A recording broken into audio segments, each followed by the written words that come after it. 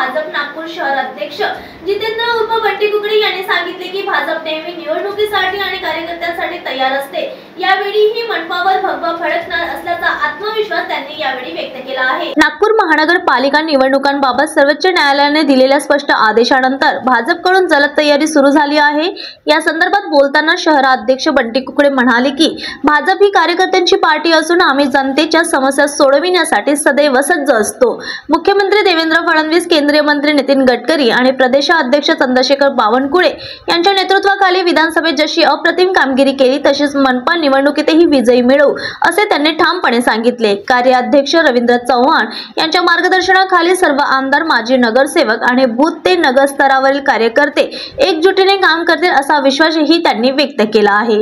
सर्वोच्च न्यायालयाच्या निर्णयाचे आम्ही स्वागत करतो आणि नागरिकांचे आभार मानतो असे सांगून त्यांनी मनपावर पुन्हा भाजपचे शासन येईल असा विश्वास देखील यावेळी व्यक्त केला आहे। पोलीस टाइम न्यूज साठी स्वप्नील धारगवेची रिपोर्ट।